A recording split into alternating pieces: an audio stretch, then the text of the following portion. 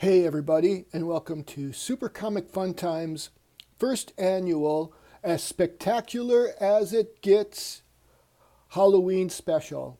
So starting off tonight, I want to show you what didn't make the cut for today.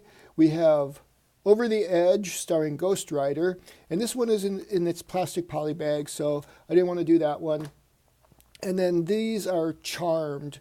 And I thought, well, Charmed is witches. Maybe that would be Halloweenish. But when I watched the show, I didn't find it that Halloweeny, but I thought it would be a good excuse to try to read some of these. These came in my first grab bag. But instead, we have the ones that did make the cut. So first off, we have True Blood, and I found out that I have 2 issues of number 1. 2 different variant covers, and this is what all of the variants looked like back in the day. This is from 2012, and as I'm sure most of you know, True Blood was a TV show on HBO that ran from 2008 to 2014. I never saw a single issue of it, and it is based on the Sookie Stackhouse novels, which I've never read. I figured this was a good choice because it's vampires. So let's see what we've got. This is published by IDW. So here we go. We got some guy in a bar talking to Sookie. And it turns out what's going on here is Coffin night, which is the night the vampires celebrate their liberation. I thought it was kind of dumb, to be quite honest, but apparently this is all prologue, being a first issue. And what happens is Sookie is late for work because she runs into all these vampires burning their coffins. Ugh. And you've got the world news talking about it, humans and vampires celebrating together. Okay, and so she gets to work, and then she does some work, and then she goes, oh, I need to do double and triple shifts. My roof is leaking. I need lots of money. And then this guy, his name is Chow. He's staying there, and he's saying, well, hey, the Vampire Club needs some help. And she says, no way. I don't know what her issue is with vampires. She doesn't seem to like them very much. And we'll get into more about her later, but this guy pulls out a whole wad of money and she decides to go, but she's not going to wear leather because I guess it's kind of like a fetish club. And that's exactly what it is. It's, I don't know, it's just weird. And then here the story takes a weird turn. You have the guy that was before, his name is Chow, and this guy is here wanting to see somebody, but instead he stabs this guy. And then instead of going right to that, we go to Sookie's backstory. So it's like this lady here is saying, you know, like when Vampire Liberation Day or whatever they call it came out, she was praying because her parents were like overjoyed because if there was a devil, that means there was a God. But now they're probably this night they're still praying in a pew someplace. It's like, why haven't you come for us yet, God? And then she asks Sookie, were you scared? She goes, yeah, but for different reasons. Then we get this whole flashback, and we find out Sookie has psychic powers. She can hear people's thoughts. She's just broke up with her boyfriend, who is kind of a bad guy. He trips her. The bartender has a crush on her, and he's like, you know, being chivalrous and stuff. And he kicks the guys out. It's his bar, so he can do that. Then she's taking out the trash, and these guys come in, accost her in the alley. And then a new superpower of hers manifests. She strikes down lightning from the street light or something. And then what do we got? They all run away. And then, oh yeah, then the news comes up. It's like, with the recent miraculous invention of synthetic blood, our kind no longer has to walk in the dark, ashamed of our nature. Vampires are nothing to be feared. We are beings with wants and needs, hopes and dreams. We are your brothers, your sisters, your neighbors, your friends. We are you. No, you're not. If it wasn't for this synthetic blood, you would be eating people. I'm not a fan of vampires as good guys. Vampirism for me is a curse. It's a state of being that's like you're not alive anymore. That's why I had somebody come up to me when I was younger, and Fright Night had come out and we had just gone to see it. He goes, "Wouldn't it be great to be a vampire? You'd get to live forever." I go, "No, you're not technically alive and you have to feed on people." It seemed like a horrible thing to me. And it still does, even with this miracle synthetic blood they have. And then they do list some things in here, references to the show. I guess there was a season where the true blood was tainted or something. And they do mention that in this book because this is not like the beginning of the story. This is some sort of tie-in, I'm guessing. And then suddenly it's like, did you order Chinese food? And the vampires can't eat real food. So it's like, I guess she's the only human there. And she goes, no, not to be offensive to you guys, but working here kind of takes away my appetite. And then it turns out that it's like, it's not food, it's chow. And it's like, it's a bad pun. It's like, what were they thinking? Anyway, so this book did have its moments. There were times when I was able to get past the silliness of the plot or the backstory or the world, whatever it is. And there were parts that did have some genuine tension. It was fairly well written. The art was pretty good. Here's something I missed from 2012 was when Doctor Who met Picard. I should see if I can find that on Comixology or something. So that's our first one, and I think I started with the worst. And this one, Tales of Darkness. I chose this one because it looked like it should be scary.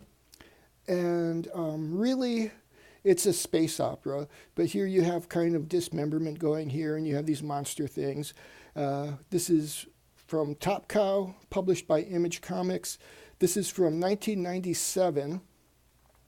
And the story here is basically like that movie, what the heck was it called? The one with Sam Neill where they're on the haunted spaceship, Dark Horizon.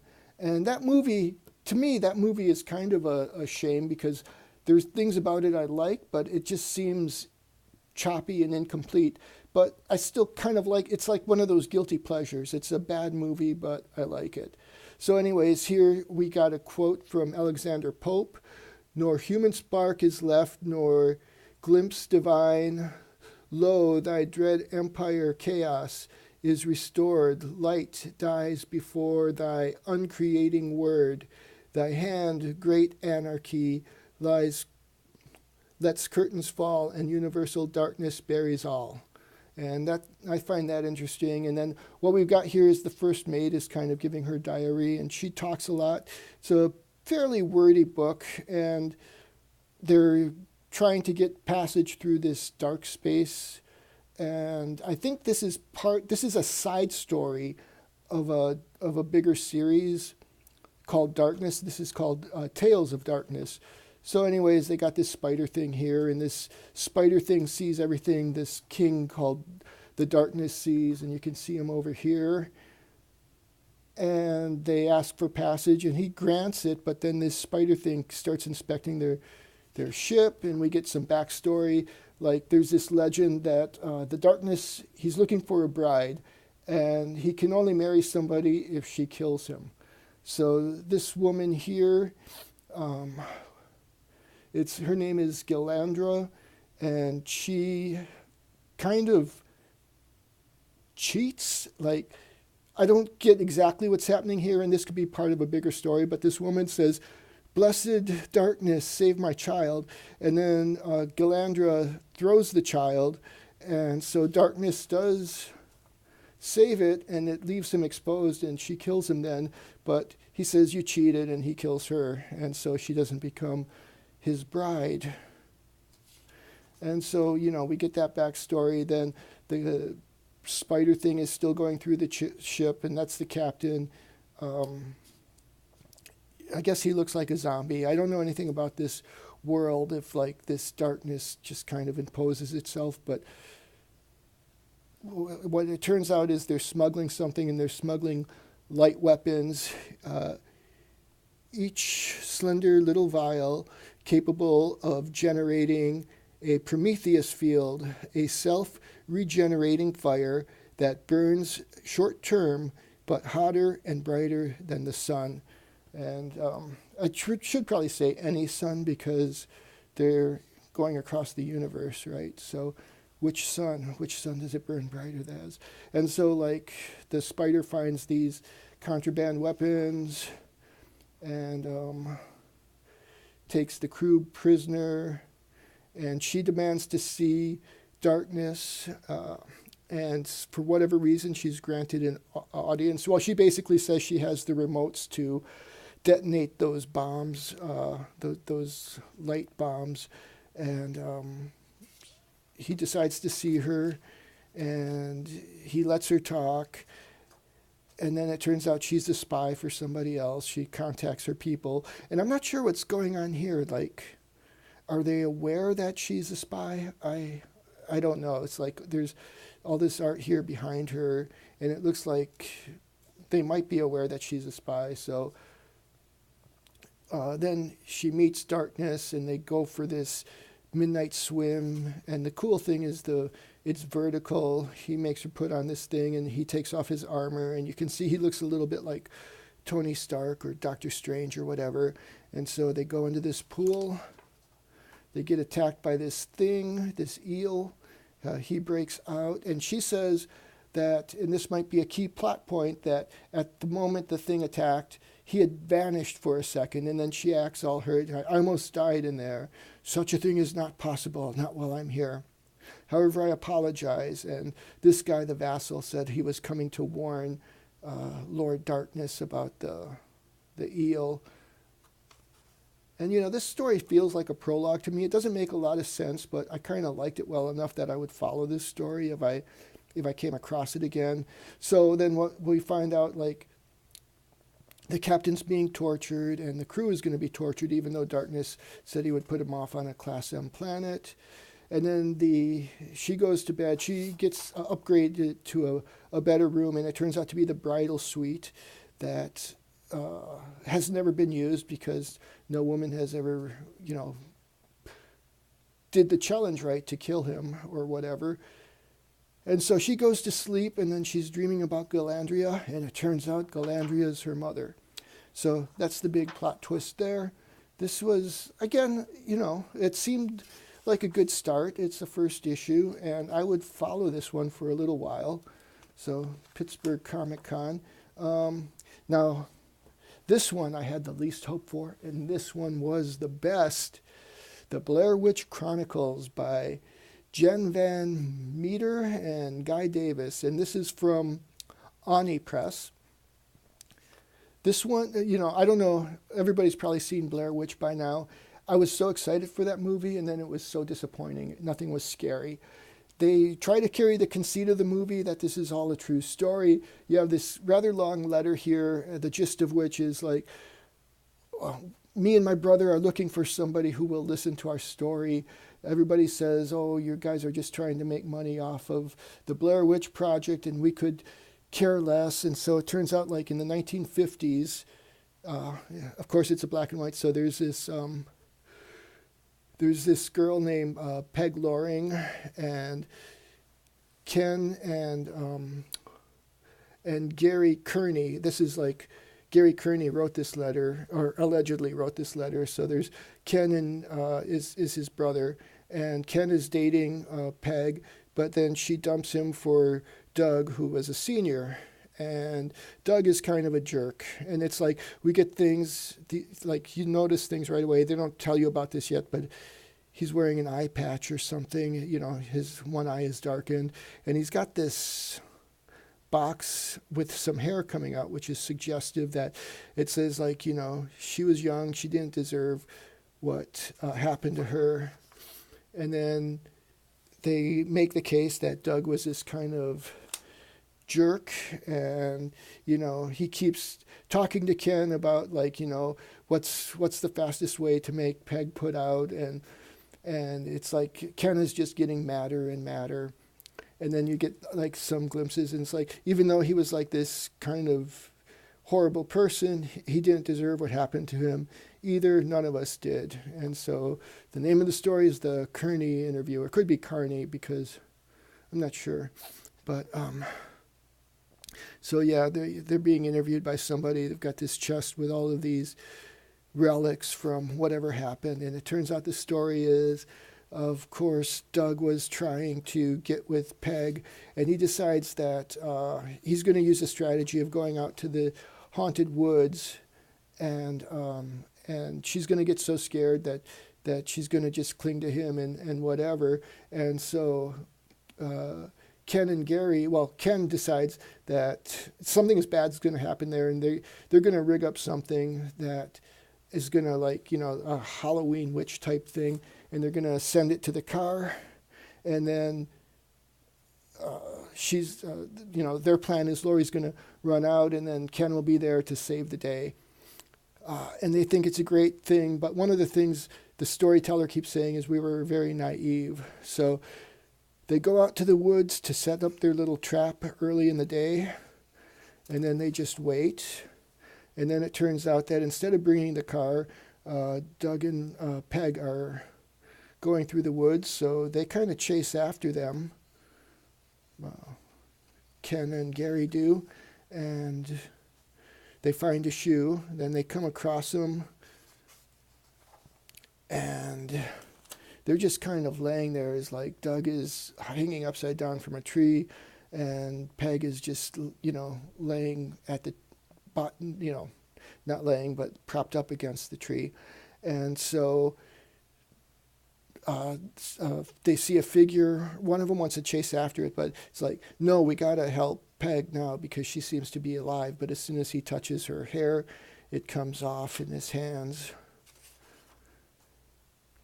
And so, like, they freak out. They don't know they should tell the authorities because they think they'll be blamed for the murders. But they decide that they're going to run away and join the army, and then they'll just send their mom a note. But then they decide, something happens to Ken's eye. I think it's like, or maybe it was Gary. Something got in his eye, and then no, it was Ken. Something got in his eye, and the mom says, "You're going to go to the doctor in the morning." But then when Gary wakes up the next morning, there's a note. He said he changed his mind. He went to join the army, but all kinds of weird stuff starts happening. His teeth are coming out. There he is at the drill sergeant. He goes, "It's not my tooth." And there's something wrong with his eye. And so they thought they could, like, run away from it. They move from their farmhouse. Their mom doesn't like it there. And so, they go through all this weird stuff, and then they get to the end of the story, and the reporter just says, nothing here is actual proof. They think, like, because DNA has just come into vogue in the 90s, that they'll be able to prove that these are, the teeth belong to either Doug or Peg. But he goes, all it proves is, like, it belongs to them. It doesn't prove that something happened in the woods or whatnot. And then he reveals that he's wearing the eye patch because it's the witch's eye patch. And and he keeps it covered so that she can't see everything. This was just a really good story. I really enjoyed this one. And then he, like, undoes it to the reporter. He goes, "And now she's seeing you." And so I don't know what they expect him to do, but that's pretty much where the story ends. Is he cuts the eye out and gives it to the reporter. It's kind of nuts, and that's where this one ends. And this was a 4-part miniseries. I don't know if it was going to be anthology or this story would continue, but I really did like this one. This just had subtlety. It was simple enough. It was a good tall tale, so to speak. Much better than any Blair Witch movie I've seen. So if you guys can find this one, I highly recommend this one. This is the greatest scary comic I've read since I was a kid. So, I'm going to go ahead and bring this Halloween, as spectacular as it gets, special to its close. Thank you for viewing. Be sure to hit the like button, and I will talk to you soon. I'll probably have a few other Halloween themed videos up. Maybe I'll do the Ghost Rider as a From the Pile, and we'll go through a couple of pages of the Swamp Thing Omnibus, which I've read a few of the stories there, and those are just really good. So remember, I love you, remember, like, and happy Halloween.